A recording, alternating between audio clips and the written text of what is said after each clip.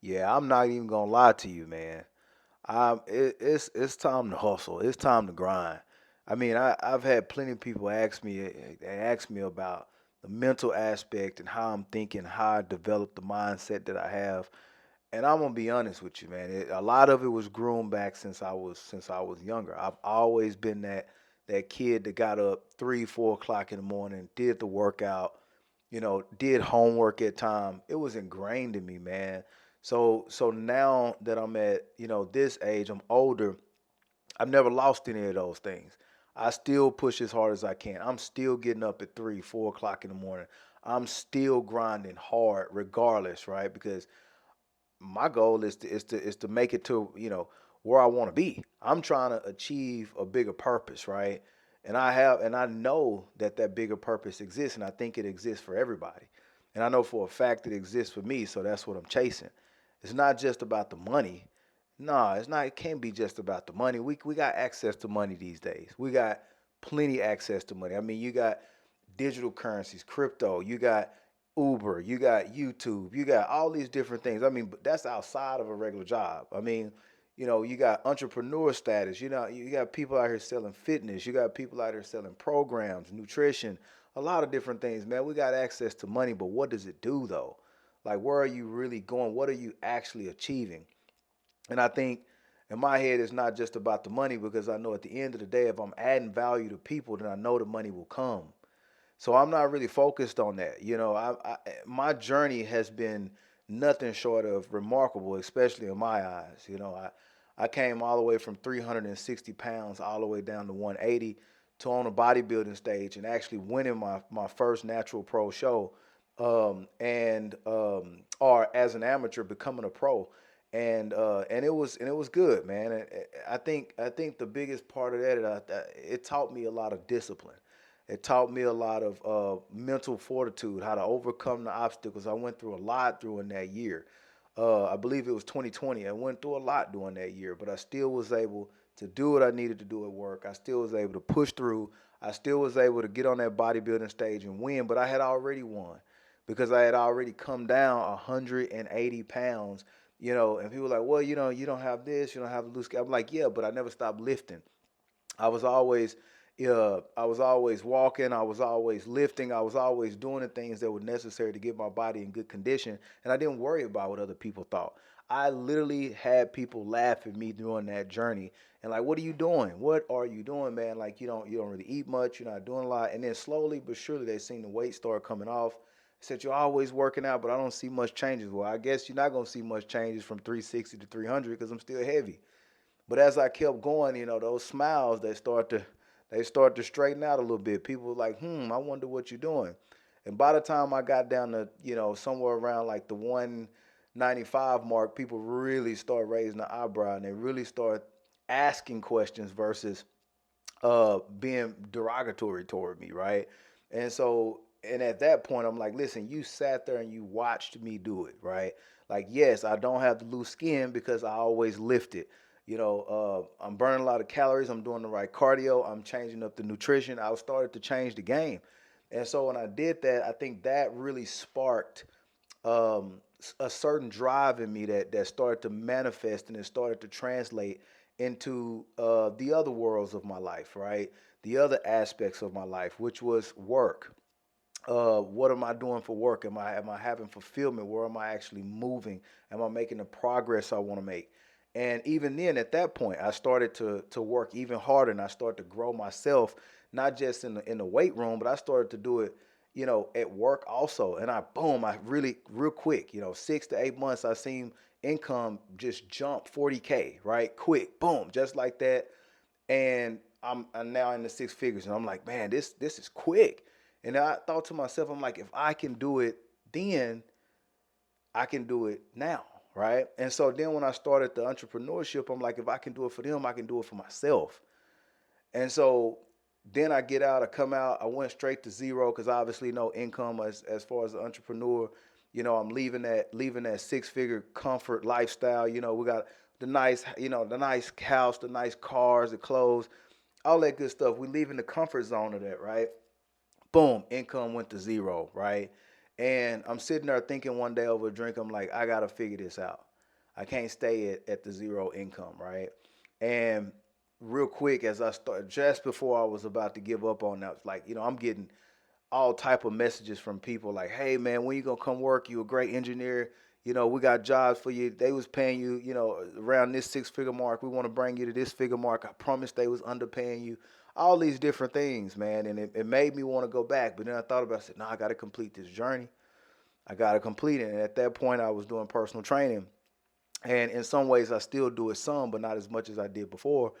And boom, I started to see the income jump as I started working on myself and driving and trying to be better for myself so I can be better for the clients. And then before I knew it, I hit the net income of what I was bringing in at that job. So then I'm like, all right, well, how am I going to be able to add even more value? Because I know at the end of the day, it's not about just jumping fields to jumping fields.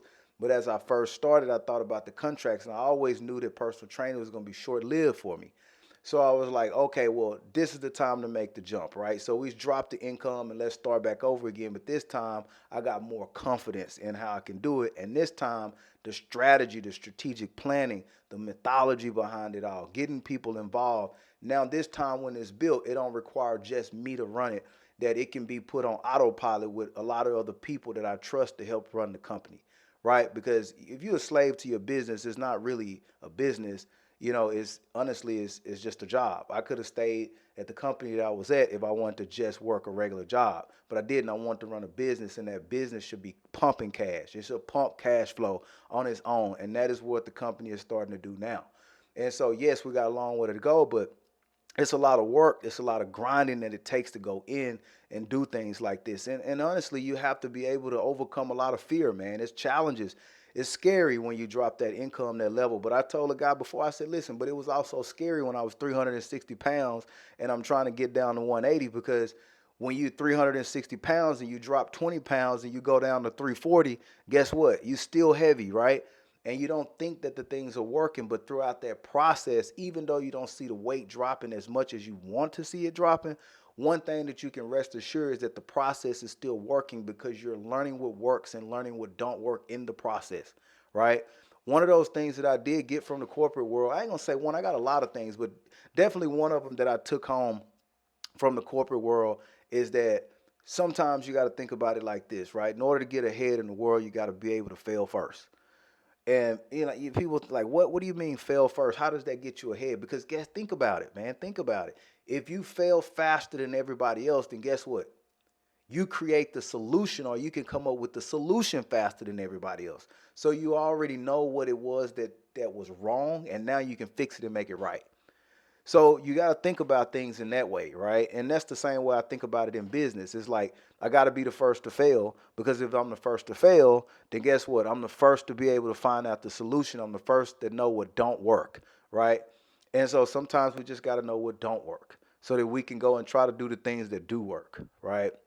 So, man, it's one of those things that I think that as you continue to grow, as you continue to develop, you got to be able to have that mindset, man, to be able to keep pushing and be able to put distractions behind you, and just continue to work hard. And again, even when it comes to business, I've had several questions around like, how, man, how did you come up with this stuff overnight, or did you come up with this stuff in a year, 2 years, 3 years?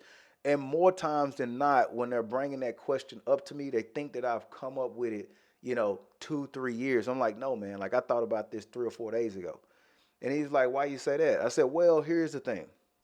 The difference between me and somebody else when I'm thinking is that I've learned to be efficient with the way that I think. So whenever I'm walking and I'm meditating, or I'm doing the things that I'm doing, you think about it like this. If I'm thinking about a particular concept, and where we most of the times we spend, just say like you do an hour at work, right? You sitting at the computer, you're supposed to do an hour worth of work. Well, by the time you get up and grab a handkerchief, a napkin, by the time you go eat a little bit of food, by the time you go do these different things, talk to somebody for 2 minutes, all of that time adds up, and before you know it, out of that hour, you've only worked half of it, 50% of it. I said, man, it's all about being efficient. I said, so when I'm walking, I'm meditating, I'm thinking about the concept of something. If I'm going to spend an hour on it, I'm going to spend nothing but that hour thinking about that exact concept inside and out. So by the time you ask me a question, yeah, you think I've thought about it for 3 or 4 days, sometimes a year, but I haven't. I've only thought about it for 3 hours, right? 3 hours out of the week. And in that 3 hours, I dedicated nothing but brain power to that specific concept, and I thought about it inside and out. So that's why every time you ask me the question, I have the answer because I've thought about it from as many ways as I can possibly think about it. Now, does that mean that I'm going to have the answer to everything? No, but I'll probably have most, right? So it's about the efficiency too that we bring to certain concepts and ideas, but that's also the mindset that you got to have so that you can be efficient and do the things that are required to move you forward, right? So I get a lot of questions like this, man, and just talking to people in general, and I think this has been one of the biggest blessings that I've had is just being able to talk to multitudes of people because outside of the corporate world, man, I've only been able to speak to so many people within the corporate world because you're just in such a realm. Either you sitting in that cubicle. In my particular situation, I wasn't sitting in a cubicle. Yes, I had a desk, but I could actually go out to the field, and most people aren't like that. I could go out into the field and actually, engage with multiple people, and not gonna lie to you, it was cool to be able to do stuff like that. But even then, how many can I sit down and actually talk to and try to engage and learn something from, and then sharp, iron sharp as iron. Can I learn something from them also? Because I'm not always going into it like I'm trying to just give you a piece of information like I'm like Mr. Almighty Wisdom, right? I think really what it is I'm going into it to learn more about the individual and how they operate and what can I learn from them? What can they teach me? And by the way, I have some experiences, particular set of skills that I may be able to utilize to help you or give to you, right? And so that's really my goal when I'm going into most of these situations. I'm not going into them trying to teach somebody something specific. I think what end up happening is I go into it, with a very very humbled approach and really just trying to figure out from them how do I learn from them, and then how much value can I add to them, also, if I have any to provide at that time. So yeah, man, I think it's just the idea that we have to start, mentally getting fine tuned, man, especially in 25. I know it's tough, I know it's hard, but 2024 is over. So now we have to put that behind us and think about how can we move further faster, right? And how can we do that in a more efficient way? Because the thing is like faster doesn't always mean that it's more efficient, and actually more efficient is faster. I don't know if you caught that, right? More efficient is faster. So think about it like this. If you had a Lamborghini and I'm driving in a Toyota, right? And we're supposed to take exit 30. Well, you going so fast, you pass exit 30 2 or 3 times, and you're gonna have to take the service road and turn back around, right? And come back around and take exit 30. You do that 1 or 2 times versus me and my little old Honda. It doesn't matter what type of car you got. When I go, I'm going steady pace and I take the exit the very first time, right? That's efficiency. By the time you get to where I am, I've been waiting on you for 30 minutes because you're going so fast, right? That you're actually going slow because you're not paying attention. So it costs you.